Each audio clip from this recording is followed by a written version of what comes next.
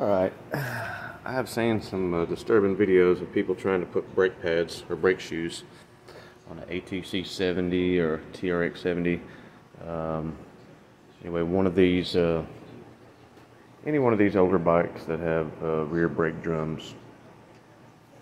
A lot of dirt bikes, TRX90s, a lot of the old 3-wheelers and 4-wheelers.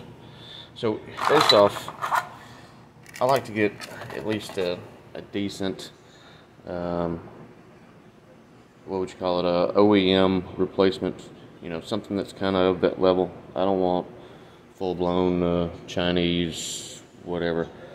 So this is not Chinese. It's actually made in Taiwan. Taiwan is not China. Don't get that twisted. So let's see if I can set this camera up in a way so you can see what I'm doing. Pick another spot.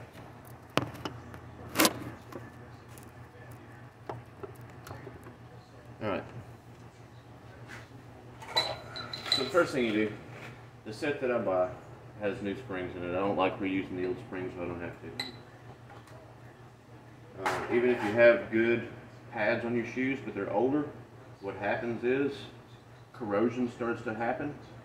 This pad is very porous, and over time moisture leaks in under this pad, and the amount of corrosion just separates the actual pad from the shoe.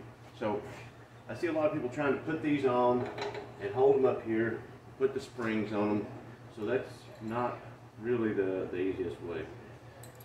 What I like to do is I like to put both springs, hang them on one, make sure you're flat to flat, curve to curve, and I'm going to put it on the other one. And look, if you hold these so that they're side by side instead of like they're supposed to, you know, instead of like that. See, there's no tension on them. So now, what you do, turn them like this. We're going to stretch it over the bottom first. Still hold it sideways.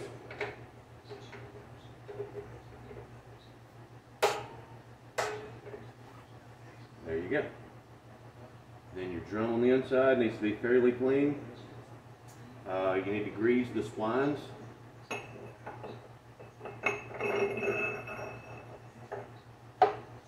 you go. As long as you got the right brake pads, your drum's clean, and your adjuster is set all the way at 0, which when you pull the brakes, this cam turns, which separates the pads. So make sure your adjuster is set all the way at 0 tension. So that's greased up just on the splines, not too much. We don't want it splashing around and ruining our brake pads. If your brake pads ever get any lubricant on them, they're going to start getting soft and gummy, almost like bubble gum. And you're not going to have a very good experience. Your brakes are going to want to lock up or hang up or just not work. So that's the gist of it. It's just that easy to put brake shoes on. So remember my technique.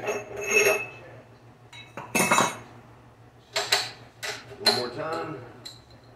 We want to hold them not like this. Springs on at about a 45 to each other. We're going to pop the bottom in first. And then we're just going to open it up to make sure it's seated in the bottom. It's seated correctly in the top. Grease on the spline. Boom, boom. Now, these axles are not self-centering. What I mean by that is when you get a larger, some of the more technical 4-wheeler, there's going to be locking clips in here or something in that nature to keep the axle from going too far one way or the other.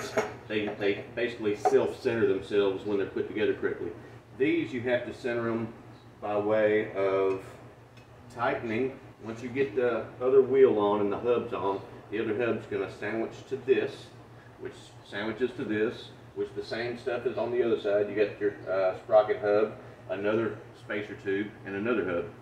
So when you put your hub on here, if you you've got the other side tightened all the way up first until the nut just won't go any farther, you're going to end up pushing from the other side. You'll push that axle or pull that axle too far out of center. So what you want to do is have the nuts equally tightened, and I like to start out with both of the end of the nuts flush with the end of the axle, and then go about a turn, go about a turn, go about a turn, go over there, do about a turn. And by the time that you have it perfectly centered, these cotter pin holes should line up the same way, basically the same depth on your castle nut on both sides.